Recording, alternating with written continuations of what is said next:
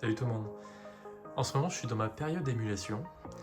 Ça a commencé tout d'abord avec la semaine dernière avec le Connectic VGS. Donc un émulateur tout simple pour PS1. Et puis je me suis dit, mais en fait, donc ça marche très bien, etc.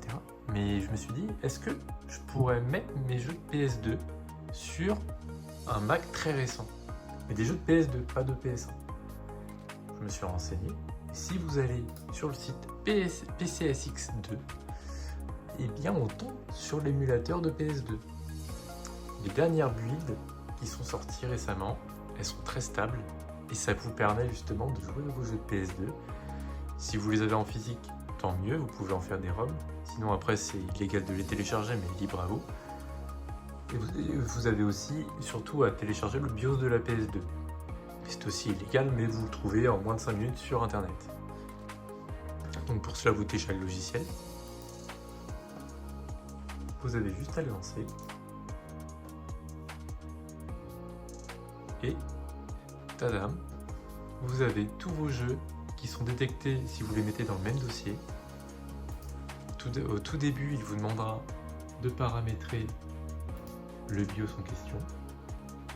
Donc ici, j'ai mon BIOS. J'ai mis les graphismes en 1080p, donc en fait ça l'upscale et vous pouvez même le mettre en 2K, 4K, voire plus. Bon, après ça dépend de la machine que vous avez. Mais là on est sur un M1 par exemple. Et l'avantage de tout ça, c'est que c'est compatible Intel, M1, M2. Donc je vais pas essayer M3. Mais 1080p en tout cas ça fonctionne très bien. J'ai essayé 2K mais 1080p sur les jeux de voiture c'est quand même un peu mieux. C'est un peu plus stable. Ensuite vous avez juste, par exemple si vous avez une PS5, vous mettez le câble USB type C, ça va la reconnaître, après en sans fil. Donc là je vais vous faire un essai, par exemple avec Need for Speed. Là je clique 2 fois, vous pouvez même enregistrer l'état où vous en étiez.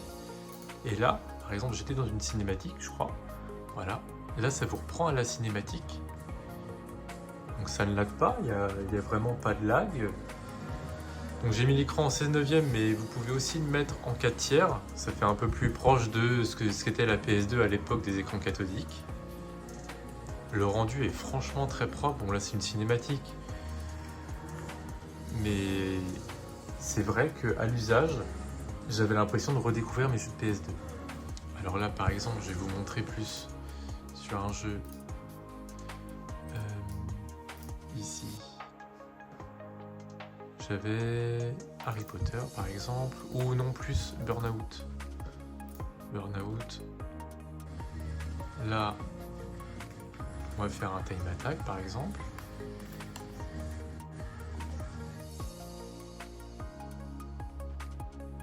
Et l'avantage de tout ça, c'est que vous pouvez avoir toute votre ludothèque et vous profitez mieux de vos jeux.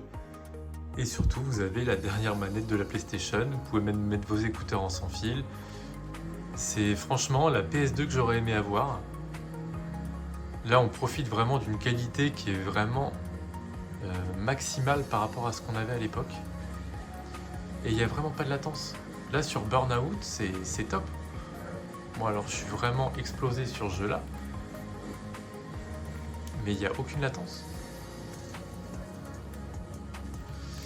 Donc, ensuite, comme je disais, vous pouvez sauvegarder l'état. Donc là, vous avez un menu. Vous faites quitter et sauvegarder l'état. Et ça vous fait reprendre exactement où vous en étiez. Donc là, chercher l'état. C'est vraiment illico, quoi. Il n'y a pas de problème. Donc voilà, j'espère en tout cas ça vous aura plu. Je crois qu'il y a PCSX2 aussi sur mobile, donc PC, mais c'est vrai que là d'avoir sur Mac, c'est vraiment génial, surtout sur un iMac qui avait une grosse définition. C'est vraiment sympa. Voilà, j'espère que ça vous aura plu.